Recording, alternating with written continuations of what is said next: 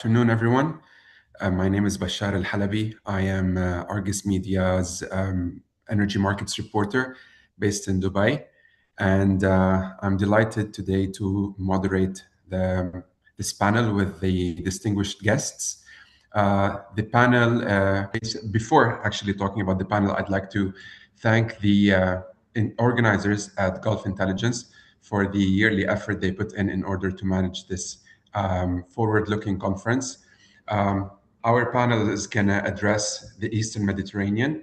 We're going to talk about basically Egypt. The panel is titled, Can Egypt's LNG hub model provide a practical pathway for East Med gas amid unresolved maritime disputes? But first, before diving into the panel, allow me to introduce my distinguished guests, and please give me a few minutes to lay the groundwork for the panel, and then we will jump into the questions. My first guest is Dr. Charles Ellinas. Dr. Charles is the CEO of Cyprus Natural Hydrocarbons Company, and he's also a senior fellow at the Global Energy Center at the Atlantic Council in Washington. Dr. Ellinas has over 35 years of experience in the oil and gas sector and in senior management positions as well. Currently, he is the CEO of a company named ECNHC. It's the Cyprus Natural Hydrocarbons Company that provides management and advisory services in the oil and gas sector and in the energy sector in general, whether in Cyprus or in the region. The company also aims to contribute to the successful development of these sectors in the future of Cyprus. Prior to that, Dr. Ellinas was the CEO of Cyprus's National Hydrocarbons Company and was responsible for implementing Cyprus government's strategy for the development of its hydrocarbons sector. Until 2012, he was the director of Mott MacDonald for 25 years and the managing director of Mott MacDonald's oil and gas petrochemicals business worldwide. My second guest is Laury Haytayan. Laury is the MENA director of the Natural Resource Governance Institute based in Brussels. Laury is an oil and gas governance and geopolitics expert. At the Natural Resource Governance Institute, she is responsible for setting the strategy for the region in accordance with the organization's mission and vision. She represents NRGI in the Middle East region and oversees the implementation of programs and projects. Prior to this role, Laury was the organization's MENA senior officer in charge of the media and parliamentary capacity building programs. She played a leading role in establishing the MENA Oil and Gas Knowledge Hub in Lebanon in 2014 and the Lebanese Coalition for Good Governance in Oil and Gas in 2018. Last but not least, Kate Dourian. Kate is a MEES contributing editor and a non-resident fellow at the Arab Gulf States Institute in Washington. She's also the contributing editor at the Middle East Economic Survey. I mentioned that, sorry, and a fellow at the Energy Institute.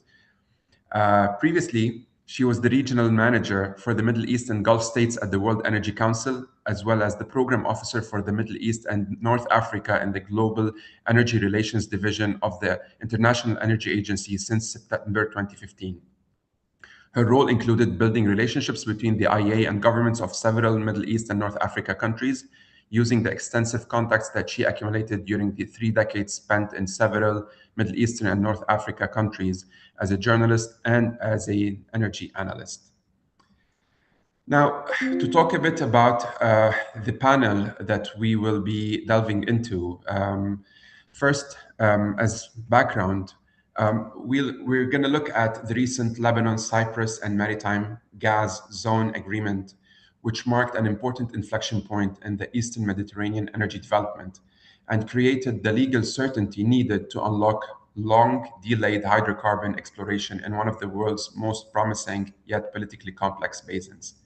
By clarifying maritime borders, the deal reduced investment risks and enabled seismic surveys, licensing rounds, and the potential joint development of transboundary resources in the Levant Basin, estimated to hold more than 122 trillion cubic feet of recoverable gas. The agreement follows successful precedents set by Egypt and Cyprus and by Israel and Cyprus in the exclusive economic zone demarcations, which helped unlock the Zohr and Leviathan discoveries. Egypt has since positioned itself as the region's gas anchor, leveraging its LNG infrastructure at Idku and Damietta to monetize both domestic and third-party gas and providing a pragmatic outlet for East Med production. However, structural challenges persist. Turkey continues to contest key maritime arrangements around Cyprus, limiting regional integration and pipeline ambitions despite recent diplomatic de-escalation. Syria adds another layer of uncertainty. Any future offshore participation would depend on political stabilization there, sanctions relief, which is happening, and complex legal alignment. Ultimately, the Eastern Mediterranean's energy future will hinge not only on geology and prices, but on sustained diplomacy, legal clarity, and the ability to integrate fragmented national interests in a workable regional gas architecture. So with that, allow me first to start with a question to Dr. Ellinas. Dr. Ellinas, the Lebanon-Cyprus Maritime Agreement is being framed as a legal and political breakthrough. From an investor's perspective, is this genuinely a de-risking moment for the Levant Basin, or is it insufficient for a condition for capital to return? Well, I think it's fundamentally important. As you said before, it opens up the region. It adds to the agreement between Cyprus and Israel and Cyprus and Egypt.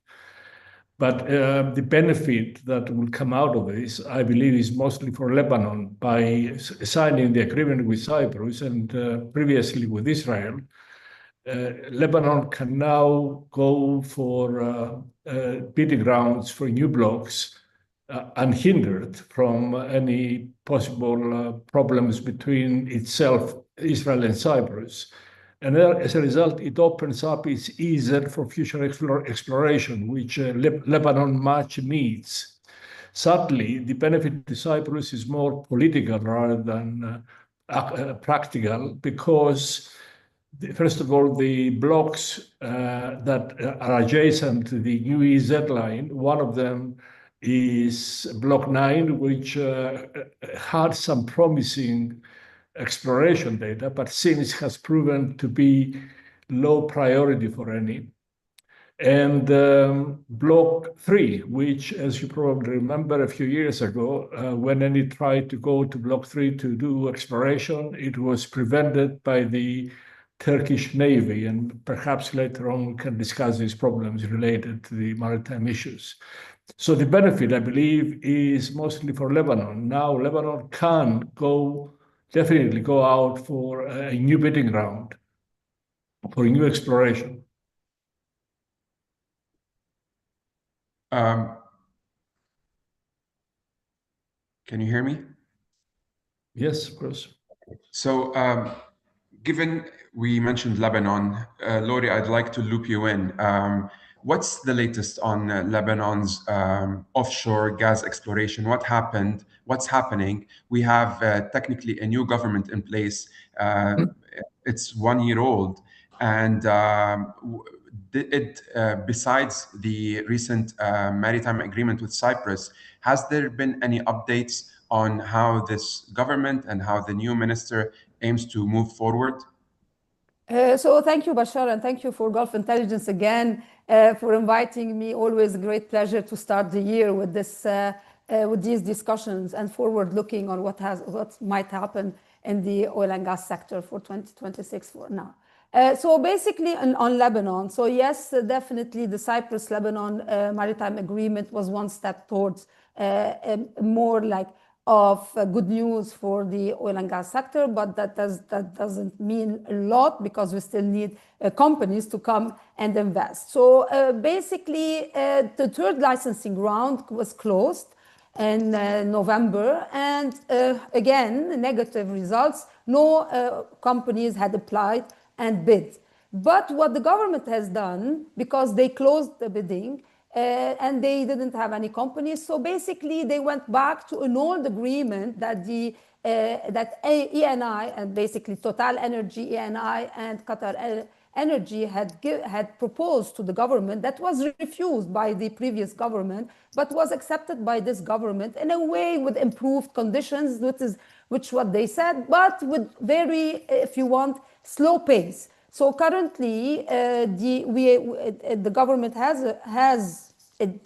supposedly has a deal with Total Energy and Eni and Qatar Energy on Block 8, but basically what companies are required to do is like they have 3 years to do seismic studies on Block 8, and if they see something interesting, they might decide to extend for 2 more years to have exploration. So basically, the old deals, we had 3 years where we had to do seismic and exploration. Now you have 5 years to do seismic explorations. This is very slow. It's a very slow pace, and Lebanon doesn't have time to waste. But basically, what the government has decided, it was either we close the third licensing round and we announce that we don't have any more companies applying or bidding, and then that would be kind of a negative outlook for the sector, or they would keep Total working, like kind of doing whatever doing, but it's there. But more importantly is like the government is trying to introduce some changes into the criteria for bidding for the fourth licensing round. So the fourth licensing round hasn't been announced yet because there are changes to be made to the criteria to allow for middle-sized companies to come in. So, and they're looking to what happened in Israel with Energean and the dynamism that Energean has brought, and they want to bring in new companies with the size of Energean that might be more willing to risk and put investment rather than sticking to these big companies for whom this Lebanon is not that much attractive because it's a small market, and definitely because it does have, more importantly, an issue with export. That's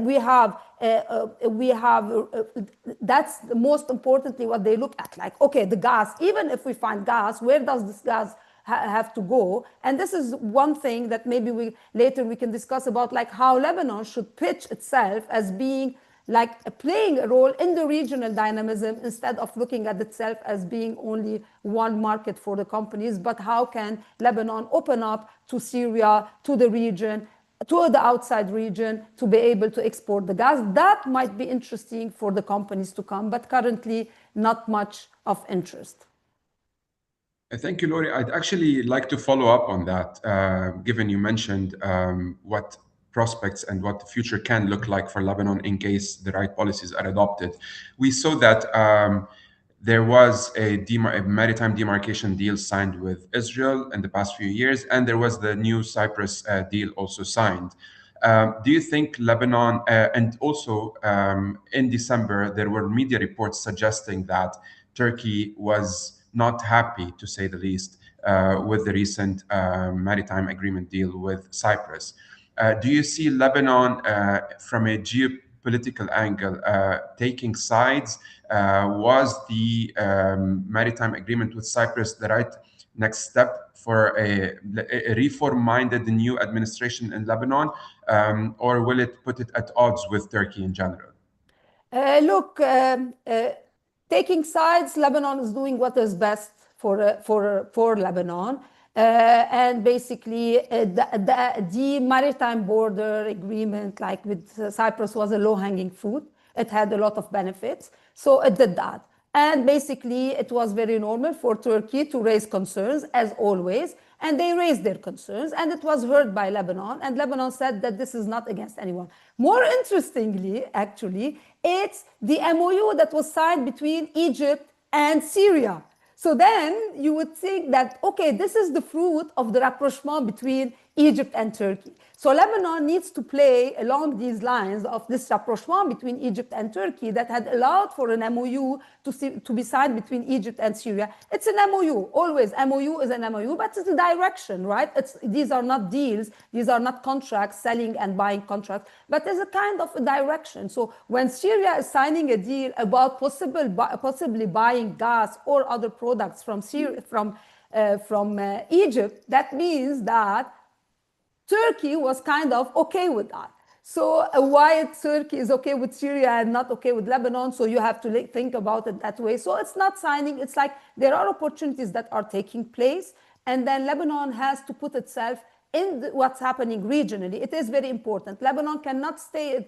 If Lebanon wants to still play a role in the regional gas, whatever you want to call it, saga, euphoria, or whatever you want to call it, it needs to place itself in the middle of the game. It cannot be just like, as I said, like thinking about itself as, I want my gas because I want to produce electricity, which is like, what, 3,000 megawatt, which is nothing. So you need to find a way to be a regional player in it. As a transit route, maybe pipelines going through, maybe even like what I'm obsessed with right now, thinking about that LNG project that could be possible now in the south of Lebanon as part of a diversified exit route instead of everyone going through Egypt. That's another project. So this is how Lebanon needs to think about itself, not a small country isolated, but like a potential to be able to play a role in what's coming for the region.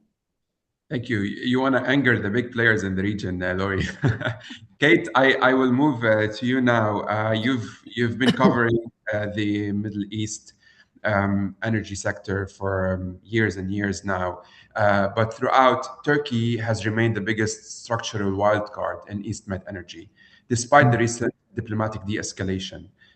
Do you see a path toward pragmatic energy coexistence with Ankara, or the region is still there is still much to expect from Ankara's posturing in the region if anyone wants to plan new projects in the Eastern Mediterranean? Well, I mean, look at, I'm not really an expert on this, so you've really caught me at a disadvantage. What I wanted to say was everybody's talking about these deals being made. You know, Egypt is not a hub, really. Egypt is importing energy. It's waiting for this deal from Israel. It's highly dependent on Israel. Any gas that is going to be exported is going to be Israeli gas, whether it goes to Syria or Lebanon or whatever. It'll be masked as something else. But if you look at Turkey's role, for example, in Syria, you know, they have now, if I were an energy company, if you look at what's happening, all the bid rounds that are coming up, Egypt is sweetening its contracts in order to get the companies to invest more. It's getting a lot of funding. Syria is about to launch a offshore and onshore bidding round. You've got Israel about to launch another bidding round. So if I were an oil company, where would I go? You know, would I go to offshore Lebanon where we've had duds? You know, we've had dry wells. So and also, I don't think it's much about security. I was in Libya recently, and what we see there is also a change in the Turkish position regarding Libya and you know, the East, for example. There seems to be some accommodation. So I think it is being quite selective, as I think the other speakers mentioned. It's being quite selective as to where it wants to place its bets. At the moment, it's Syria, it's Libya. You know, Turkish companies will benefit from anything that comes out. There's 22 blocks on offer. The Turkish minister is due to go to Libya soon. I'm sorry, I'm straying away from the East Mediterranean, but it is still the Mediterranean. So the minister is due to go there. They will have a bilateral agreement for Turkey to be exploring. Of course, that raises a lot of other issues, you know, the demarcation of that maritime border, which upset Greece. So I think, you know, you still have so much geopolitics in these Mediterranean waters that I'm not very optimistic. You look at the Cyprus-Lebanon deal. Yes, it looks good on paper, but for me, what is more interesting is not the gas aspect of it, but the electricity interconnection, if it happens, because that's what Lebanon really needs, you know. You've got Cyprus has yet to develop its, you know, all the discoveries. Everybody's waiting to see where is it going to go. It's going to go to Egypt. It's going to either be used domestically, and let's not forget demand within the region for natural gas. Most of these countries are net importers, except for Qatar, except for even Iran is a net importer. And again, you have the geopolitical uncertainty of what's going to happen next. You know, is US support for Syria going to continue? What is Israel going to do? Is Israel happy with these demarcations? Because some of these fields are also shared with Israel. I mean, part of the Cyprus fields are an extension of some Israeli fields or vice versa. So I think there's still a lot to sort of resolve. And with the world's attention and US attention now more in the sort of Western hemisphere in the Americas and Greenland and, God knows where next, I think that's going to be, it's going to be very, very difficult to see any of these projects really move ahead because of all the uncertainty. Thank you, Kate. I just want to basically bring the attention for the survey question that we have before resuming the round of questions for my guests. The question is, will Egypt technically establish itself in 2026 as an East Med energy hub for exporting regional gas to the world? I'll move to Dr. Charles. Dr. Charles, from your vantage point in Cyprus, is it possible to coexist in an energy dimension with Turkey's ambition in the East Med? And what is holding Cyprus back from developing its own infrastructure? I mean, first of all, Cyprus is in advanced discussions with Egypt to export the Kronos and Aphrodite gas to Egypt. In fact, agreements have been signed, and the Kronos gas is expected to reach Egypt in early 2028. And Chevron is about to announce the start of FEED for Aphrodite for export to Egypt again. I mean, the problems with Turkey are very difficult, simply because Turkey has devised a model of its own for defining its maritime interests that in effect ignores the rights of islands, including Cyprus. So if you look at the Turkish claims for its continental shelf, actually extend to south of Cyprus, because it's almost as if Cyprus doesn't exist. They draw a line between Turkey and Egypt, ignoring the presence of Cyprus. And the same thing happens with Crete. So these are very difficult differences that can only be bridged through negotiations. And earlier this year in October, the Greek Prime Minister Mitsotakis asked for a meeting of the key countries in the region to discuss the maritime disputes.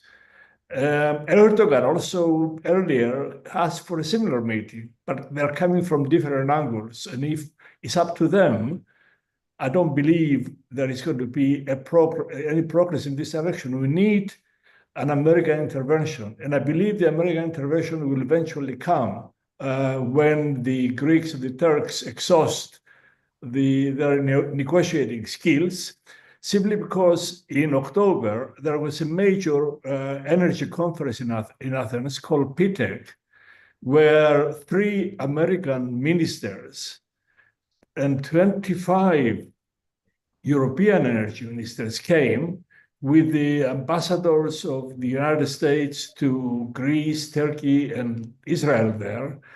There were major outcomes out of that conference. And I believe eventually it will lead to an American strategy. Well, there is an American strategy for the region evolving. Characteristically, the ambassador of the United States to Athens said after the meeting, put your seatbelt on, we're about to start flying. I don't think it's going to happen that fast, simply because of what you said. The United States at the moment has other fish to fry. But eventually in 2026 or maybe next year, they will turn their attention to the region because of 2 reasons. One, they're trying to expand export of American LNG into Southeast Europe and the Balkans. And they want the entry to that to be through Greece, through Alexandroupolis. But also the American major oil company interests in the region. I mean, Chevron is trying to return back to Libya. And for Chevron to be in Libya and at the same time southwest of Crete, it comes against these maritime problems, because the area in the blocks it has been awarded southwest of Crete, in effect, are disputed by the Turkish-Libya Maritime Memorandum.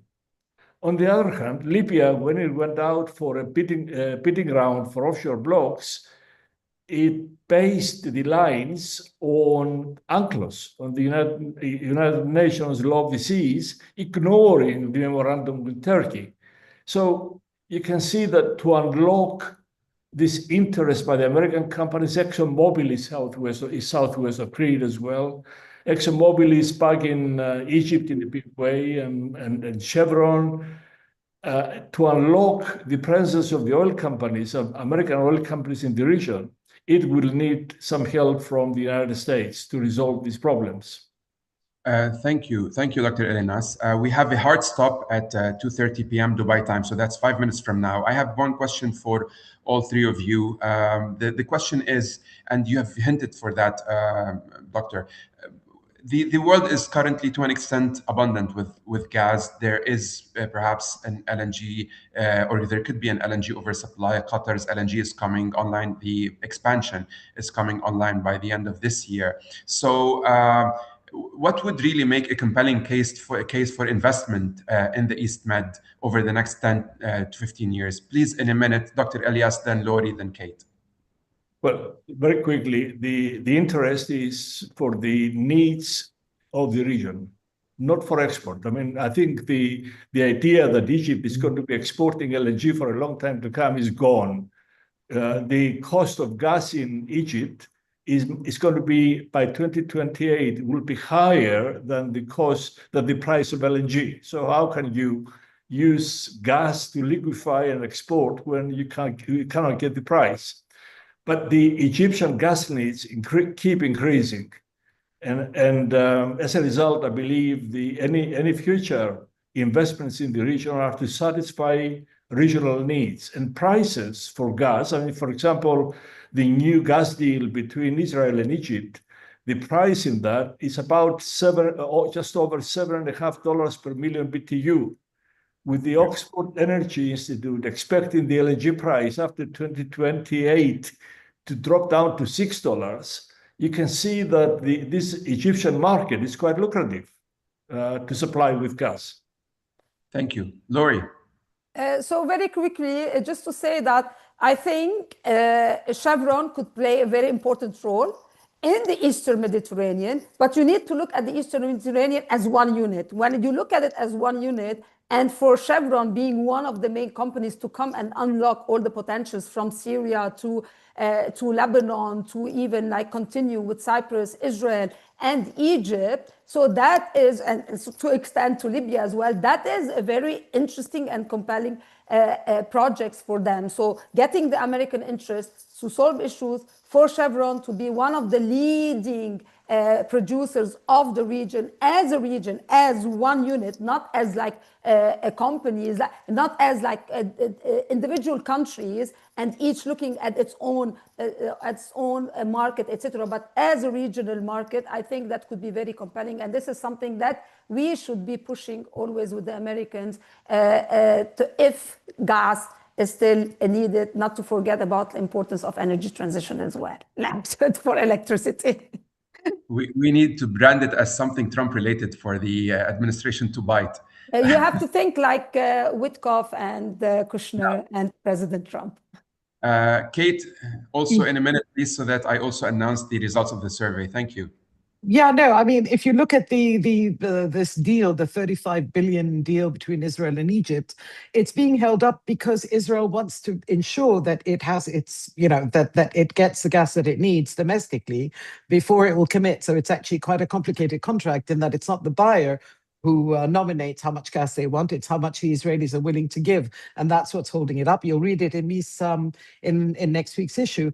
And at the same time, let's not forget demand for artificial intelligence. I mean, look at how much Saudi Aramco is spending on gas, on developing its gas, both unconventional and conventional. So I think the regional demand is such that I think you're going to have very limited export opportunities. Egypt will use up the gas. It might supply a little bit to Egypt. Well, whatever gas, the molecule has no nationality once it gets in there, but it will be supplying maybe Lebanon, maybe Syria, but most of the gas is going to go into Egypt, and a lot of it is going to be used for domestic demand, and that's really holding up this hub idea it's all being absorbed by Egypt. I think the viewers also agree with you, Kate, because 70% disagree that Egypt is going to turn into an exporting regional hub, gas exporting regional hub in 2026. With that, I'm concluding the session. Thank you so much for GI. Thank you for all the distinguished guests, and I hope this was a helpful panel. Thank you. Thank you. Bye-bye. Right.